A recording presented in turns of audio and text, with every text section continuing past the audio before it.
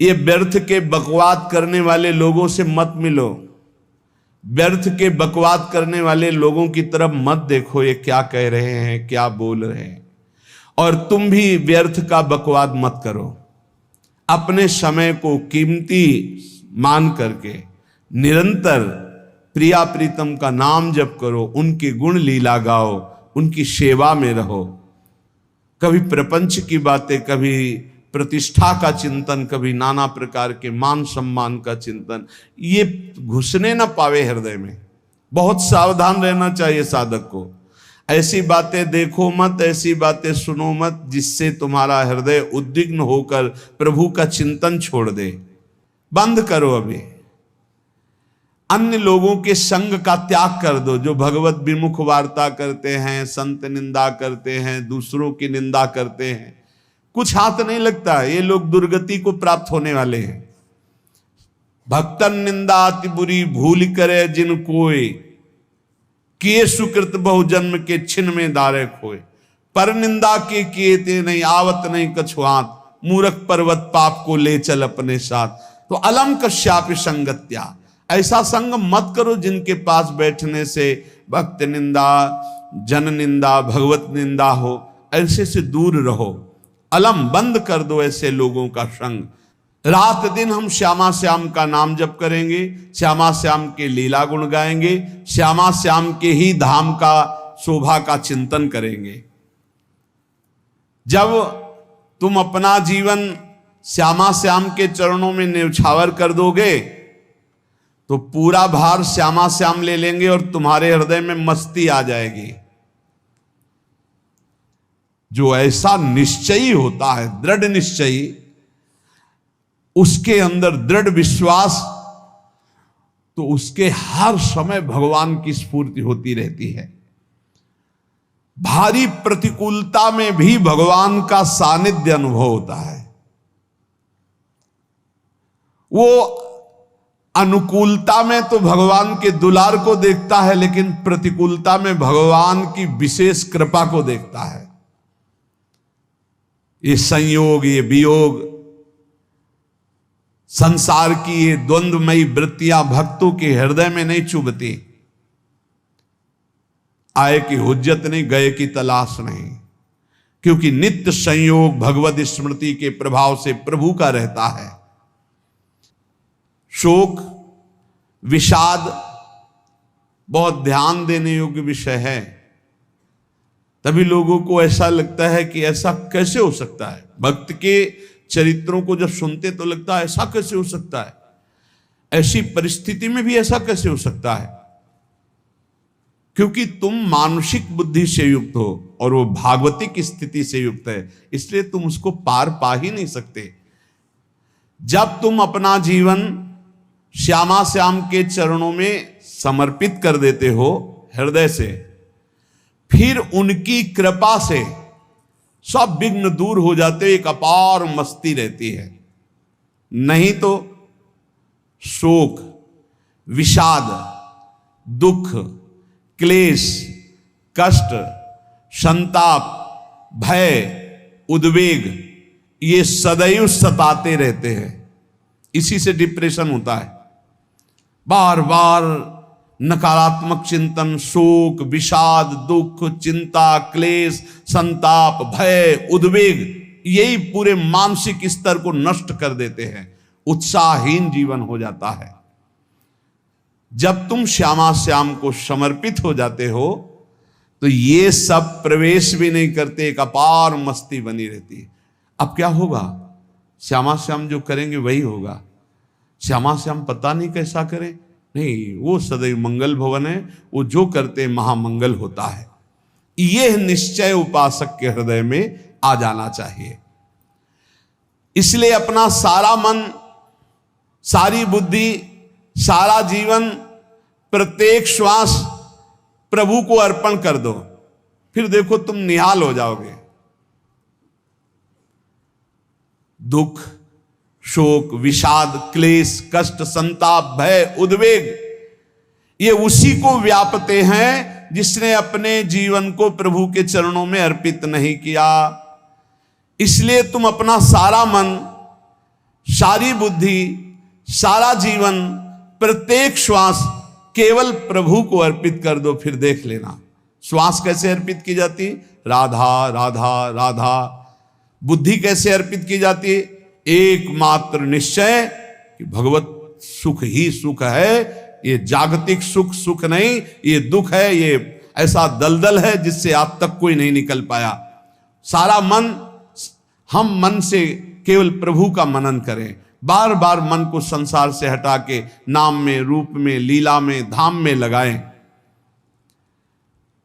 बहुत प्रसन्नता हो जाती है उस उपासक के हृदय में जो अपना मन बुद्धि प्रभु के चरणों में अर्पित कर देता है। भगवान ने तो इसको बहुत उत्तम स्थिति बताया है कि मेरे से कभी वो अलग हो ही नहीं सकता यदि मन बुद्धि अर्पित कर दिया।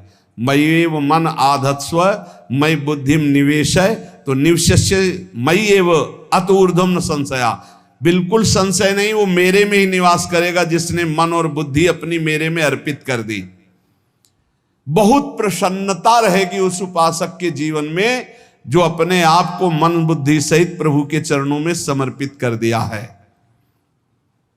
भगवान का आश्रय लेने वाले की पहचान है हर परिस्थिति में प्रसन्न रहना।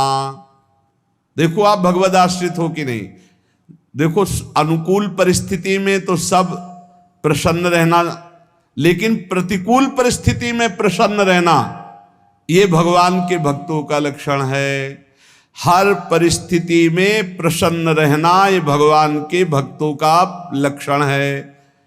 आनंदगन भगवान का आश्रय मिलते ही आनंद छा जाता है हृदय में। उनके पास आनंद का अभाव होता ही नहीं है। जैसे सूर्य का प्रकाश उदय होते ही सूर्य का प्रकाश संपूर्ण अंधकार को नष्ट कर देता है, ऐसे ही भगवान का संपूर्ण आश्रय लेते ही सब दुख चिंता शोक नष्ट हो जाते, आनंद ही आनंद। तुम भगवान के मंगलमय रूप को नहीं जानते हो, पर उनके मंगलमय भाव को, विधान को मानना शुरू कर दो। जो भी होता है मंगलमय होता है। हमने जीवन में देखा है, अगर इधर कोई बहुत बड़ा सुख दिया तो देर नहीं लगेगी, 24 घंटे नहीं व्यतीत होंगे और ऐसे दुख दे देंगे, जिससे दोनों का समान भाव रख करके ना दुख में तुम भूलो प्रभु को, ना सुख में फूलो, सीधे भगवत मार्ग में चल। पूरे जीवन की बात देखा है। भगवान के मंगल विधान में सदा सर्वदा सुख ही सुख है, इस बात को मान के प्रसन्न हो जाओ।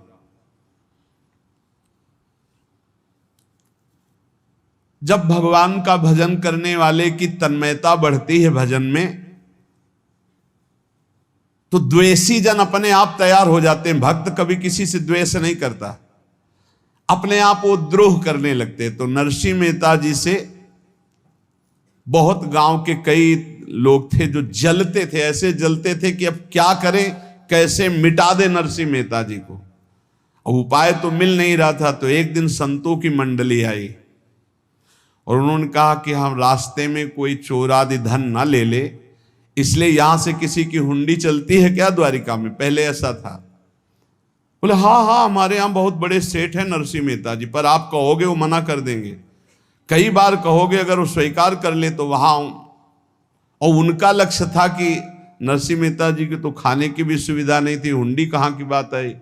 उनका था कि जब वो ना कहेंगे तो संतजन नाराज हो जाएंगे, अगर हाँ कह दिया तो वहां हुंडी चुकेगी नहीं, तो संतजन अपने आप इनको शाप दे देंगे, अपराध बन जाएगा, ये नष्ट हो जाएंगे।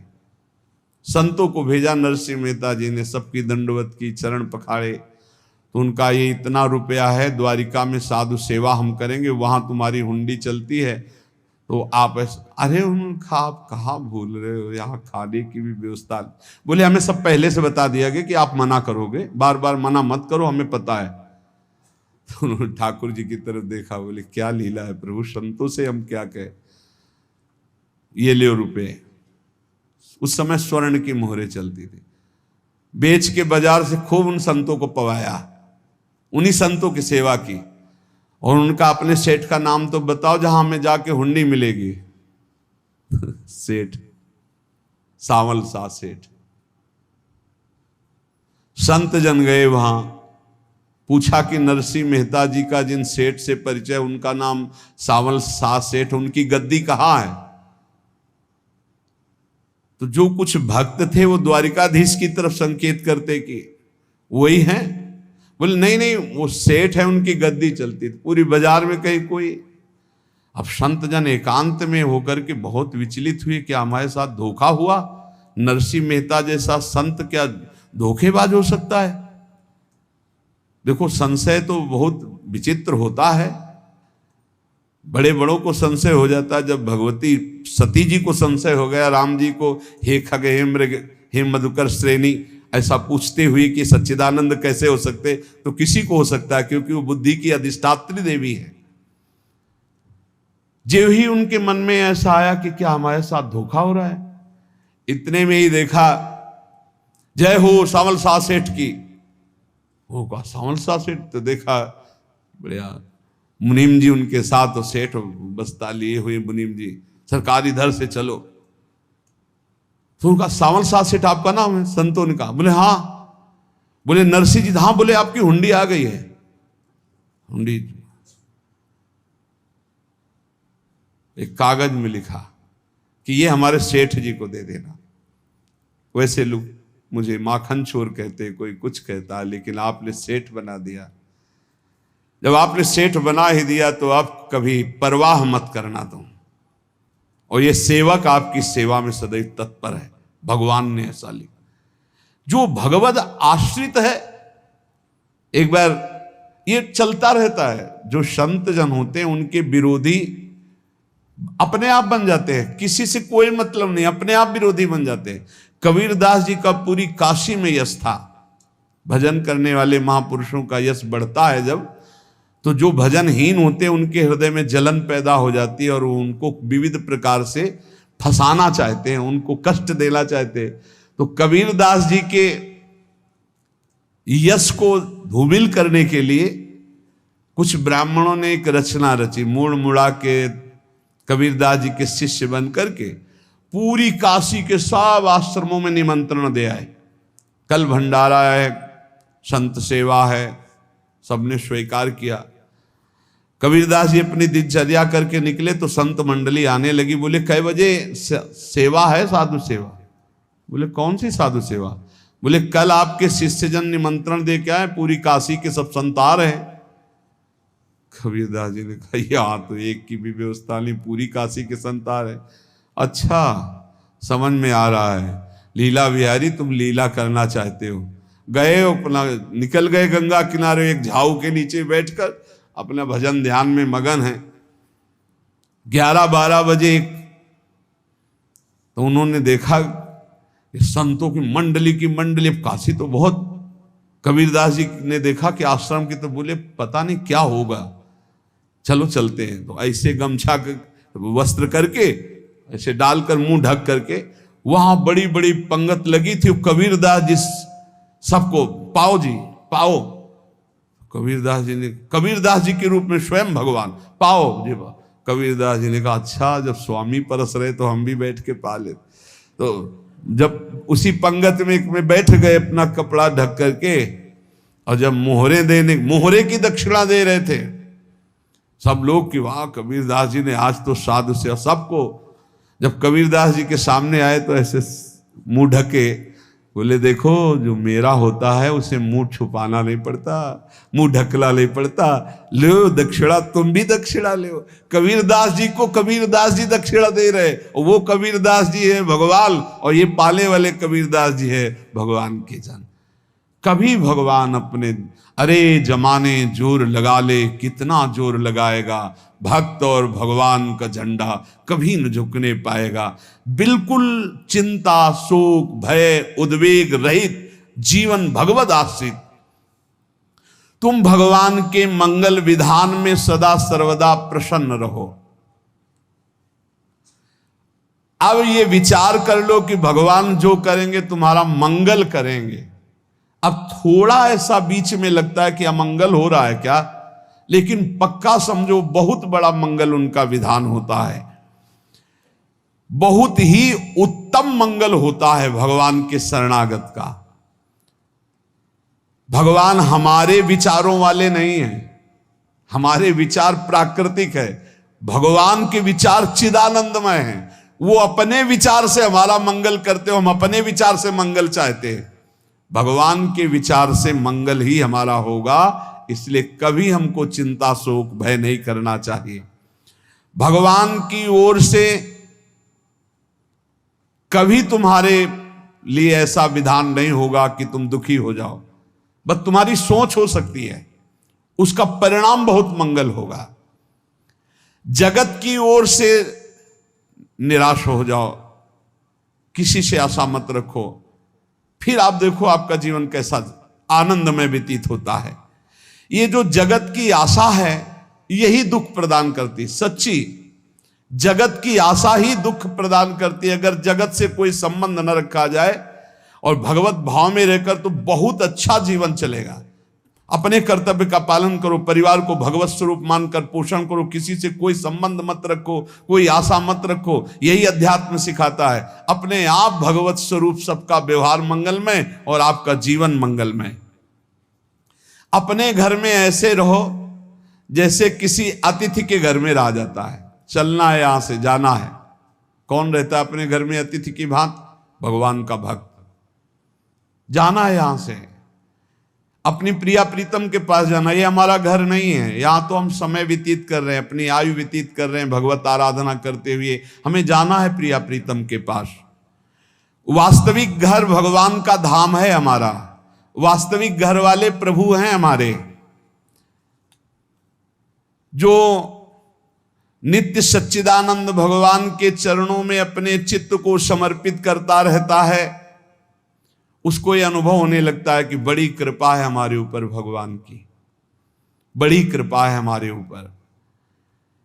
सर्वसमर्थ परम सुहृद भगवान ऐसे भक्त के ऊपर हर समय वरद हस्त रखे रहते हैं। ये केवल प्रवचन नहीं, सच्ची बात मानिए। ऐसे भगवान का वरद हस्त हर समय रहता है। जब भगवान की छत्र छाया में भक्त अपने को देखता है तो आसपास घोर विपत्तियों का भी समुदाय हो तो भी वो आनंद में मगन रहता है। हर हालत में आनंदित रहना ये भक्त का स्वभाव है। भगवान ऐसे भक्तों को प्यार करते हैं जैसे कछुआ अपने अंडे को बाहर रख आवे और रात दिन उसका चिंतन करे। जब भक्त भगवान को समर्पित होता है तो भगवान रात दिन उसकी ऐसे चिंतन सुरक्षा करते हैं। अभय, ये दैवी संपदा का पहला गुण है। ये भगवान के शरणागत पर जागृत हो जाता है, वो भयभीत नहीं होता, किसी भी उससे भयभीत नहीं होता। यही डरपि हरिवंश हित, जिनो भ्रमय गुण सलिल पर। इस डर से डरते रहना चाहिए कहीं गुण रूपी पानी में फिसल न जाए, नहीं तो गलती हो सकती है। साधक सावधान रहे। ये अभय दैवी संपदा का सबसे बड़ा गुण है। जो भयहारी भगवान की शरण में आ जाता है तो उसके अंदर ये अभय प्रकट हो जाता है। अगर कहीं तुम्हें एकांत में भय लग रहा है, एक आदमी तो एकांतिक में आए थे, वो कह रहे थे कि हमें हर समय भय लगा रहता कि कोई हमारे पीछे है, अंधेरा तो लगता कोई खड़ा है, मैं जीना मुश्किल हो गया, ऐसा भय। देखो ये मन कैसा है, भगवान से विमुख होने पर कैसे डरवाता है। वो कह रहे हैं हर समय मुझे डर लगा रहता है, कोई सामने खड़ा है, कोई पीछे खड़ा है, ऐसा भय लगने लगता है। और जब भगवान की शरण में आ जाते हैं तो ये अभय स्थिति हृदय में जागृत हो जाती है। कोई भी भय आसपास आ ही नहीं सकता, यहां तक कि नरक का भी भय खत्म हो जाता है जो भगवान की शरण में है। महापापी भी पुण्यात्मा महान भक्तों के समान वो उत्तम गति को प्राप्त हो जाता है जो भगवान की शरण में हो जाता है। पर ये जो भोगों का आश्रय लिए हुए हैं, मनमानी आचरण कर रहे हैं, ये कभी उस अभय को जान ही नहीं सकते कोई अभय पद है क्या। इनको तो कदम कदम पर शोक, भय, और दुख की प्राप्ति होगी। कोई बचा नहीं सकता जो भोगों में लगे हैं, मनमानी आचरण कर रहे हैं। अगर निर्भय होना चाहते हो, परम सुखी होना चाहते हो, तो भगवान के शरणागत हो जाओ। सारे जगत को अभय दान देने वाले भगवान हैं। भगवान का एक प्रण है, ममपन शरणागत भयहारी। जो मेरी शरण में आ गया उसके भय का मैं नाश कर देता हूं। साधना में अवस्था मन की मानी जाती है कि आप कितने अच्छे साधक हैं। यदि आपका मन भगवदाकार है, हर समय भगवत चिंतन चल रहा है, आपके स्वप्न भागवती का रहे हैं, आपके विचार भागवतिक हैं, तो आपकी अच्छी साधना हो रही है। और यदि आपके स्वप्न गंदे आ रहे हैं, क्योंकि स्वप्न में मन का ही सारा खेल होता है, और आपकी चिंतन वृत्ति वासनात्मक चल रही, तो अभी साधना का प्रभाव मन पे नहीं पड़ा है। जिसका मन हर समय भगवत चिंतन करता रहता है, वो जीते जी जीवन मुक्त हो जाता, अनुभव होता है। जैसे किसी ने कहा कि हमें कैसे पता चलेगा कि हमारा काम हो गया है, तो जैसे आप भोजन पा लेते हैं तो किसी दूसरे से गारंटी थोड़ी लेनी होती कि हम छक गए हैं क्या, आप जरा बताना हम छक गए हैं क्या। नहीं, अपने हृदय में आ जाता है कि अब मैं तृप्त हो गया। ऐसे ही अपने हृदय में आ जाता है कि मेरा काम हो गया, अब मेरा जन्म नहीं होगा। ये हृदय में आ जाता है, अपने आप अनुभव में आ जाता है। जब स्वरूप बोध होता है तो किसी और से सलाह थोड़ी लेनी होती है, वो अपने आप अनुभव में आ जाता है। हाँ, यदि गुरुदेव का वर्ण नहीं किया है तो फिर आपको किसी न किसी गुरु से प्रमाणित करवाना पड़ेगा। और अगर गुरुदेव का वर्ण किया है तो वही मंत्र, वही नाम, वही गुरु शरणागति आपको अंदर से पुष्ट कर देगी कि आपका काम हो गया है। विषय चिंतन करता हुआ मन विषय आसक्ति को प्राप्त होता है। विषय आसक्ति को प्राप्त हुआ मन बार बार जन्म मरण और नरक को प्राप्त होता है। बस ये विषय चिंतन हटाना ही प्रमुख कर्तव्य साधना का है। बार बार मन को विषयों से हटा करके प्रभु के नाम में लगाओ, प्रभु के रूप में लगाओ, प्रभु की लीला में लगाओ। जहां भगवान प्रकट होते हैं वहां परमानंद की बाढ़ आती है। पर ये ध्यान रखें, गुलाब का फूल कांटों में खिलता है, उसकी सुगंध लेनी, फूल लेना है तो कांटों से बचाकर। ऐसे ही जब आप भगवत चिंतन के लिए चलेंगे तो आपका चिंतन चुराने के लिए माया विविध नाटक करेगी, कांटे फैलाएगी। कोई तुम्हारी निंदा करेगा, कोई अपमान करेगा, कोई उपहास करेगा, तुम्हारी अव्यवस्था हो सकती है, तुम्हारी परिस्थिति बहुत भयावह हो सकती है। इन परिस्थितियों में भी भगवत चिंतन का तार ना टूटने पावे तो आगे गुलाब का फूल है। जैसे कांटे से बचाकर गुलाब का फूल लेते हैं और भगवद अर्पित करके सौरभ का सुख लेते हैं, ऐसे ही भगवान के प्रेमानंद का अनुभव करने के लिए संसार के कांटों से बचना होगा। और खिलेगा यही फूल संसार में ही, मनुष्य देह में, और योनियों में नहीं। भगवत प्राप्ति स्वर्ग में नहीं होगी, इसी मृत्यु लोक में होगी। पहले मन नहीं लगता भगवत चिंतन में, भगवत चिंतन जबरदस्ती करना पड़ता है। भगवत चिंतन जे ही प्रारंभ करोगे ते ही बहुत बाढ़ आ जाएगी पाप चिंतन की। ध्यान दीजिए, बहुत लोग प्रश्न करते रहते हैं कि हम जब भजन में बैठते हैं तो बहुत गंदी बातें आती, मन बड़ा चंचल होता है, भाग जाता है। ऐसा प्रारंभ में जब कोई भगवत चिंतन प्रारंभ करता है तो उसका मन विषयों में भागता है, गंदी बातों में भागता है।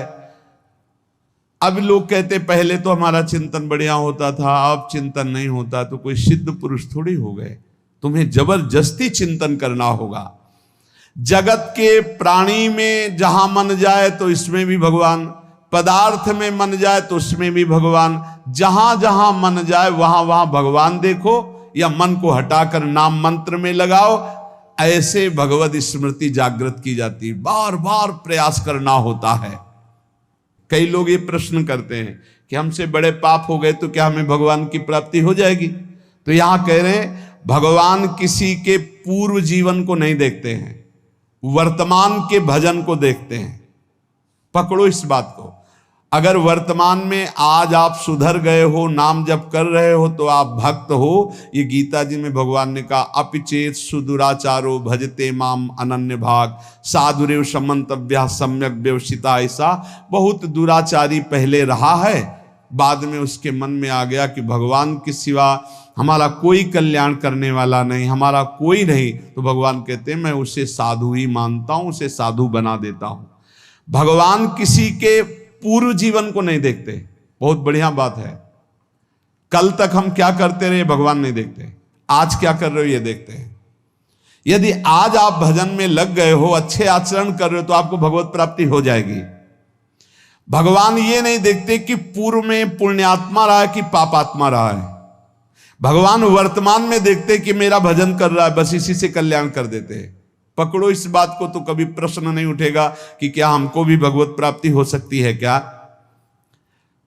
हमारा मन यदि श्री भगवान को चाहने लगे तो श्री भगवान हमारे मन में ही आकर बस जाएंगे। भगवान की रूप माधुरी में मन डूबने लगेगा। यथार्थ सत्य, जो भगवान से थोड़ा भी प्यार करने लगे हैं, उनके हृदय में भगवान की उनकी भावना के अनुसार झलक आने लगी है। हृदय में प्रभु के आते ही अनंत जन्मों के संस्कारों का नाश हो जाता है। इसलिए तुम अपने पहले वाले घृणित जीवन को याद भी मत करो और उसको सोचकर जरा निराश भी मत हो। अमावस्या में घोर अंधकार रहता है, पर प्रातः काल में अंधकार नष्ट हो जाता है। ऐसे ही नाम का उच्चारण करते ही तुम्हारे जितने पाप अंधकार हो सब नष्ट हो जाएंगे। तुम चाहो कि एक क्षण भी प्रभु को ना भूलो। अब वर्तमान में ऐसी स्थिति बनाओ। जो प्रभु को नहीं भूलने की चाह करता है कि मुझे ऐसी स्थिति प्राप्त हो कि मैं कभी प्रभु को ना भूलूं, तो सच्ची मानो और कोई बात भगवान सुने ना सुने, ये बात जल्दी सुन लेते हैं। भजन की मांग करो तो बहुत जल्दी भगवान पूर्ण करते हो। भजन जिसका चलने लगा तो फिर लोकांतर के सारी रिद्धियां सिद्धियां सुख वैभव तो उसके चरणों में लौटते हैं। जब हम प्रभु से प्रभु का स्मरण न मांगकर भोग मांगते हैं, तभी हमारा भजन रुक जाता है, भजन नहीं चल पाता। यदि हम प्रभु से केवल भजन मांगे तो विश्वास करो ब्याज में सब हो जाएगा। मूल भजन तो आपका बचेगा ही, ब्याज में लोकांतर के भोग आपके चरणों में लुटते घूमेंगे। आप भजन करके तो देखो। अरे घिघियाने की जरूरत नहीं, किसी से मांगने की जरूरत नहीं, भजन करके देखो, सब ठीक हो जाएगा, सब अपने आप बन जाएगा। हम बहुत बड़ी भूल कर देते हैं कि थोड़ा भजन करके प्रभु से कुछ सांसारिक वस्तुएं, स्थितियां, परिस्थितियां बदलने की मांग कर लेते हैं, जिससे भजन छूट जाता है। प्रभु की स्मृति इतनी महान है कि जिन्होंने बैर भाव से प्रभु का स्मरण किया उनको भगवान की प्राप्ति हो गई। जैसे कंस आदि भगवान से बैर ही तो रखते थे, लेकिन भगवान की स्मृति रहती थी। स्मृति ने उनको भगवत प्राप्ति करा दी। स्मृति में महान सुख है, पर वो जब भक्ति रस से युक्त स्मृति होती तब माधुर्य रस, प्रेम रस का अनुभव होता है। कल्याण तो वैर भाव से स्मरण करने वालों को भी प्राप्त हो गया। यदि आप भक्त हो और ये चाहते हो कि आपकी भागवती की स्थिति बहुत जोर की हो, तो हम आपसे प्रार्थना करते हैं कि रोज प्रभु से एक ही बात मांगिए, मुझे अखंड स्मृति दीजिए। अर्जुन जी को पूरी गीता जी सुनने के बाद यही मिला, नष्टो मोहा स्मृति लब्ध्वा। स्मृति, प्रभु आप हम पे ऐसी कृपा कर दो कि हमारे हृदय में किसी और व्यक्ति, वस्तु, स्थान की स्मृति न रह जाए, केवल आपकी स्मृति रह जाए। ये चाह भगवान बहुत जल्दी पूर्ण कर देते हैं यदि उपासक हृदय से ये बात मांगे। भगवान की कृपा से ही ऐसा हो सकता है कि अखंड स्मृति ये कर्म फल से नहीं मिलती है। प्रभु के प्रति निर्भर होकर जो दैन्यता पूर्वक प्रभु से मांगता है और हर समय अभ्यास करता रहता है भगवत स्मरण का, उसको ये स्मृति मिलती है। और स्मृति मिल गई तो इससे बड़ी कोई स्थिति नहीं, हर समय भगवान का स्मरण। प्रभु से मन प्रतिपल नया नया स्वाद लेकर के आसक्त होता रहता है, नवम नवम। प्रभु कभी बासी नहीं होते। जैसे किसी व्यक्ति को देखो तो देखते देखते मन हट जाएगा कि देख लिया, बहुत सुंदर है, ठीक है, लेकिन वो एक दिन मन हट जाएगा। और प्रभु की सुंदरता नवम नवम है, प्रभु के नाम का स्वाद नवम नवम है, प्रभु की लीला का स्वाद नवम नवम है, प्रभु के धाम की शोभा नवम नवम है। जैसे आचार्य महाप्रभु हरिवंश चंद्र जी कहते, नयो नेह नवरंग नयो रस नवल श्याम वृषभानु किशोरी, नव पीतांबर नवल चूनरी, नई नई बूंदन भींजत गोरी, नव वृंदावन हरित मनोहर, नव चातक बोलत मोर मोरी, नव मुरली जो मल्हार नई गति, सब कुछ नया। तो नवम नवम प्रभु प्रतिपल नवम नवम प्रभु का रूप, प्रियाजू का नवम नवम, अबहीं और अबहीं और अबहीं और है। तो कहते हैं जब मन निरंतर स्मृति में डूबता है तो जब प्रभु की रूप माधुरी प्रकाशित होती तो ऐसी नवम नवम कि कभी ये नहीं होता कि रूप बासी हो गया। ये वही रूप है जो हमने अभी देखा था, नवम नवम। इसलिए आनंद की उफान आती रहती है उपासक के हृदय में। ऐसी प्रियता, ऐसा आनंद बिना भजन के नहीं अनुभव में आएगा। इसलिए तुम विश्वास करो, तुम्हें बहुत सुंदर सुख मिलने वाला है, आगे अपार सुख मिलने वाला है। ये थोड़ा दुख का समय काट लो, जब तक जीवन है ये दुख सुख की लहर आती रहेगी, आप इसको सह जाओ, आगे बहुत आनंद है, विश्वास मान लीजिए, बहुत आनंद है। जो ये विश्वास कर लेता है वो प्रभु के मार्ग में चलकर प्रभु को प्राप्त कर लेता है। नहीं तो इतने रोड़े हैं कि आप ऊब जाओगे, बहुत रोड़े हैं।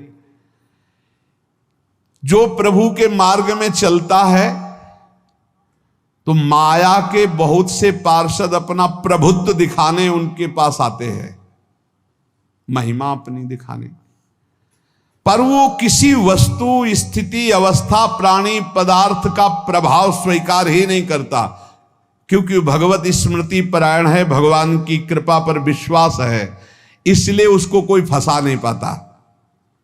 वो नित्य निरंतर प्रभु से घुला मिला रहने के कारण उसकी मस्ती में कोई फर्क नहीं पड़ता। माया का प्रभुत्व रखने वाले उसे फंसाने की चेष्टा करते हैं, पर उस पर किसी का असर नहीं होता। वो कहीं लिप्त नहीं होता, वो कहीं दुखी सुखी नहीं होता, वो हर समय प्रसन्न रहता है। तुम देखो, हर समय प्रसन्न रहते हो? यदि नहीं तो तुम किसी व्यक्ति वस्तु का आश्रय लिए हुए, प्रभु का नहीं। अगर हां तो हर समय प्रभु का स्मरण चलना चाहिए, हर समय प्रभु के आश्रित हो, फिर देखना ये आनंद, ये प्रसन्नता क्या रूप रखती है। बड़े बड़े मस्त संतों को देखा, मस्त ऐसे उन्माद में मस्त है, उस सुख के लिए ललचाओ। कब तक जन्मते मरते रहोगे, कब तक बार बार दुख भोगते रहोगे, कब? बड़ा प्रपंच है ये। भगवान का स्मरण परम पुण्यात्मा पुरुष का हृदय माना जाता है, बहुत पवित्र हृदय, बड़ा पुण्यात्मा हृदय जिसमें भगवान का स्मरण। भगवान का विस्मरण पापात्मा पुरुष, भयानक विपत्ति दुर्भाग्य आते हो। सुदृढ़ निश्चय करो, अब हम भगवान के स्मरण में अपना समय व्यतीत करेंगे। मेहनत करो, कार्य करने के लिए कोई मना नहीं, आप नौकरी करो, किसानी करो, व्यापार करो, पर अंदर अंदर भगवत स्मृति, भगवत स्मृति ही सबसे बड़ी स्थिति है। अब चाहे हम जीवित रहें, चाहे हमारे मरण जैसी विपत्ति आ जाए, चाहे सब हमसे हट जाएं, चाहे सब हमको नमन करें, अब हम दृढ़ निश्चय करके केवल भगवान के स्मरण करते हुए इस संसार के बीच समय व्यतीत करेंगे। अब हम चूकने वाले नहीं। ये नियम लीजिए, चाहे जीवन रहे या ना रहे, चाहे मरण जैसा कष्ट आ जाए, चाहे सब वियोग हो जाए, सब चले जाए, चाहे सब संयोग हो जाए, सब नमन करें, अब हम प्रभु का स्मरण नहीं छोड़ेंगे।